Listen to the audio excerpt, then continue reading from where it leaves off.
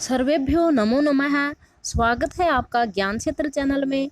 हाँ, अगर आपने चैनल को सब्सक्राइब नहीं किया है तो सब्सक्राइब कर लीजिए। तो चलिए आज हम पढ़ते हैं 10वीं कक्षा का छठा पाठ सुभाषितानी का अभ्यास। तो देखते हैं इसके अभ्यास में।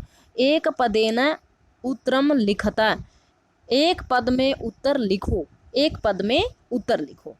का मनुष्याणाम महान रिपुः कः, मनुष्यों का सबसे बड़ा दुश्मन कौन है?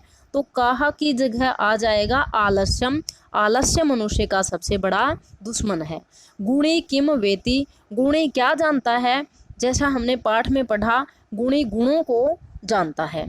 तो यहाँ आएगा गुणम। केसाम संपत्तौ च विपत्तौ च महताम एक रूपता, कौन संपत्ति में और विपत्ति में एक जैसे रहते हैं। ये नहीं आएगा, गलती से बुक में छपा हुआ है। कौन संपत्ति में और विपत्ति में एक ही जैसे रहते हैं? तो महताम महान लोग संपत्ति में और विपत्ति में एक ही जैसे बने रहते हैं।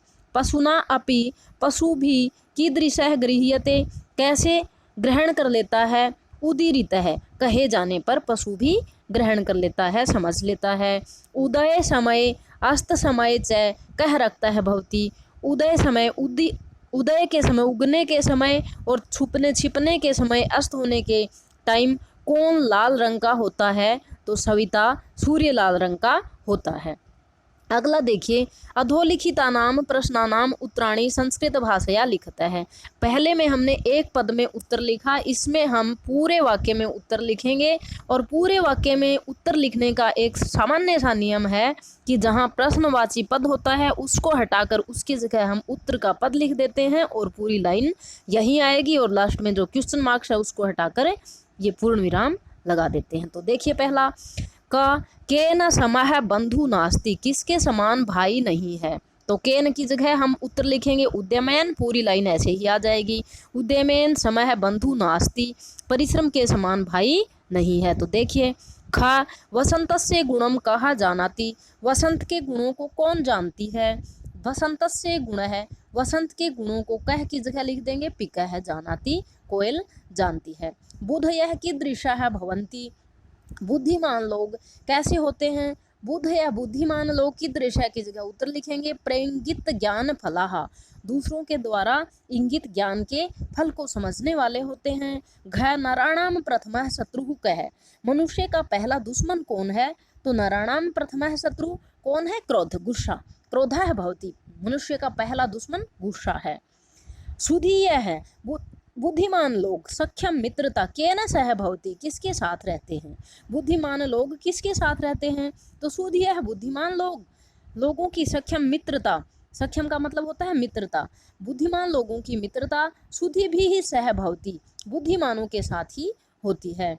अस्माभि कीदृशः वृक्षः सेवितव्ये, हमें कैसे पेड़ की सेवा करनी चाहिए? अस्माभि फल छाया समन्विता है, हमें फल और छाया से युक्त वृक्ष की सेवा करनी चाहिए। अगला देखिए, अधोलिखित अन्वय दवे रिक्त स्थान पूर्तिम कुरुतः है। दो अन्वय दिए हुए हैं दो श्लोकों के, और उनमें खाली जगह है, उसको हमें पूरा करना है।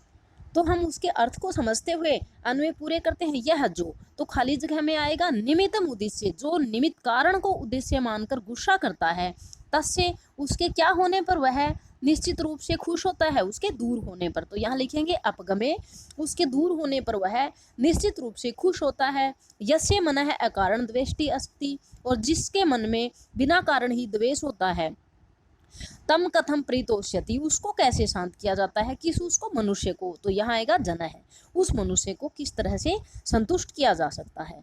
अगला देखिए, संसारे खलु, संसार में, कैसे संसार में? विचित्र, विचित्र संसार में। खलु निश्चित रूप से, निरर्थकम न अस्ति, क्या निरर्थक नहीं है? किंचित, कुछ भी, यहाँ आएगा किंचित, कुछ भी निरर्थक नहीं है। अश्वचेत धावने वीर है, यदि घोड़ा दौड़ने में वीर है तो खरा है, गधा किस में वीर है? भारत से वहने, बोझ ढोने में। तो यहाँ आएगा भारत से। अगला देखिए, अधोलिखित वाक्यानाम कृते समानार्थकान श्लोकांशान पाठात चित्वा लिखत, नीचे लिखे हुए वाक्यों के लिए समानार्थक श्लोकों के अंशों को पाठ से चुनकर लिखना है। तो देखिए, पहला है विद्वान स एव भवति, विद्वान वही होता है। यह अनुक्तम अपि तथ्यम जानाति, जो बिना कहे हुए तथ्य को भी जान लेता है। तो इसके लिए हमने पाठ में से लाइन ढूंढी है, अनुक्तम अपि ऊहति पंडितो जनः, बिना कही गई बात को भी पंडित लोग समझ लेते हैं। अगला है ख का, मनुष्य सम स्वभावै जनैः सह मित्रताम करोति, मनुष्य समान स्वभाव वाले लोगों के साथ मित्रता करता है। तो इसकी समानार्थी लाइन पाठ में है, समान शील वैष्णेषु सख्यम। अगला है परिश्रमम कुर्वाणः नरः, परिश्रम करता हुआ मनुष्य कदापि दुखम न प्राप्नोति, कभी दुख प्राप्त नहीं करता। तो इसका आएगा नास्तद्यु उद्यम समो बंधु यम कृत्वा नावसीदति, नास्ति उद्यम समो, उद्यम परिश्रम के समान कोई बंधु नहीं है जिसको, अर्थात परिश्रम को करके मनुष्य यम कृत्वा, जिसको करके न अवसीदति, दुखी नहीं होता। तो इसका आएगा परिश्रमम कुर्वाणः नरः कदापि दुखम न प्राप्नोति, परिश्रम करता हुआ मनुष्य कभी भी दुखी नहीं होता। अगला है महान्तः जनाः, महान लोग सर्वदैव समप्रकृतयः भवति, सर्वदा एव हमेशा ही समान स्वभाव वाले होते हैं। तो देखिए संपत्तौ च विपत्तौ च महताम एक रूपता, सुख में और दुख में महान लोग एक ही जैसे बने रहते हैं। अगला है यथा निर्देशम परिवर्तनम विधाय वाक्यानि रच्यते, निर्देश के अनुसार बदलाव करते हुए वाक्य लिखना है। जैसा निर्देश दिया हुआ है, जैसा बताया गया है, वैसे ही इनमें चेंज करना है। पहला देखिए, गुणी गुणम जानाति, गुणी लोग गुणों को जानता है, गुणी मनुष्य गुणों को जानता है। इसका बहुवचन बनाएंगे तो आएंगे गुणी लोग, बहुत सारे गुणी लोग गुणों को जानते हैं। तो गुणी एक वचन है, ये बहुवचन में बनेगा गुणी न है, गुणम एक वचन है, गुणान बन जाएगा, और जानाति क्रिया बहुवचन में बनेगी जानंती। अगला है पशु उदीरितम अर्थम गृह्णाति, पशु बिना कही गई बात को समझ जाते हैं। ये कर्तृवाच्य में है और कर्मवाच्य में हमें बदलना है। तो कर्तृवाच्य में जैसा कि आप जानते ही होंगे, कर्ता प्रथमा विभक्ति में होता है और क्रिया कर्ता के अनुसार होती है, और कर्म होता है वो द्वितीय विभक्ति में होता है। तो देखिए पशु उदीरितम अर्थम गृह्णाति, पशु कही गई बात को जान लेता है। अगर हम इसका हिंदी में कर्मवाच्य बनाएंगे तो बनेगा पशु के द्वारा कही गई बात जान ली जाती है, पशु के द्वारा। पशु की तृतीय विभक्ति बन जाएगी पशुना, उदीरितम की प्रथमा बन जाएगी उदीरिता है, और अर्थ है गृह्यते, पशु कही गई बात को भी, पशु के द्वारा कही गई बात जान ली जाती है। अगला देखिए मृगः, मृगई सह अनुवर्जन्ति, ये बहुवचन में है, इसको एक वचन में बदलना है। मृगः बहुत सारे हिरण, मृगी बहुत सारे हिरणों के सह साथ में, अनुवर्जन्ति घूमते हैं। तो हमें इसका बनाना है एक हिरण के साथ घूमता है।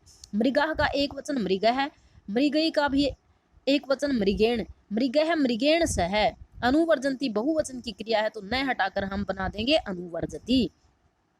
कह छायाम निवार्यति, कौन छाया को रोकता है, कर्मवाच्य बनेगा किसके द्वारा छाया रोकी जाती है। कह प्रथमा विभक्ति का बन जाएगा केन, किसके द्वारा, छायाम कर्म है ये द्वितीय विभक्ति का, प्रथमा विभक्ति का बन जाएगा छाया, केन छाया, और क्रिया बन जाएगी निवार्यते। अगला है तेना एव वहनीना, उसी आग के द्वारा, ये करता है और कर्ता में ये कर्मवाच्य है, कर्तृवाच्य में बदलना है तो कर्मवाच्य में तृतीया में है, इसको प्रथमा बनाएंगे तो तेन का बन जाएगा सह एव, वहनीना का बन जाएगा वहनी, वही आग, शरीरम शरीर को, दह्यते का कर्तृवाच्य में क्रिया बनेगी दहती, कर्म के अनुसार, वही आग शरीर को जलाती है। अगला देखिए संधिम संधि विच्छेदम कुरुता है, संधि करनी है या फिर संधि विच्छेद करना है। न प्लस अस्ति प्लस उद्यम समय है। न, अगर न में ए छुपा हुआ है और ए में ए मिलाते हैं तो वो आ बन जाता है, तो या अगर हम यहाँ तक संधि करेंगे तो बनेगा नास्ति, नास्ति। अब देखिए ई, नास्ति में छोटी ई लास्ट में है और ई में ऊ मिलाते हैं, ई के बाद अगर ऊ आता है तो ई का य बन जाता है, तो ये बनेगा य, और ऊ की मात्रा लग गई तो यू, तो ये बनेगा नास्तयुद्यम समय, आगे यहीं आ जाएगा ऐसे ही। अगला देखिए तस्या अपगमे, तस्य को हम अलग निकाल देंगे तो तस्य ऐसे लिख देंगे, और तस्य यहाँ बच गया अपगमे तो अपगमे, तस्य प्लस अपगमे। अनुक्तम अपि, अनुक्तम में आधा है, इसमें ए मिलाएंगे तो ये पूरा बन जाएगा, ये बनेगा अनुक्तम पी, और ई का अगर ऊ बाद में हो तो यह बन जाएगा, तो ये बनेगा अनुक्तम प्य, और बड़ाऊ की मात्रा अनुक्तम प्यू हति। गावः प्लस च, अगर विसर्ग के बाद में च आए, अगर गावश्च, ये विसर्ग संधि है, अगर किसी भी संधि के बीच में अगर ये वाला श आए तो उसके विसर्ग बन जाते हैं, अलग करने पर, विच्छेद करने पर, तो ये बन गया गावाह प्लस च।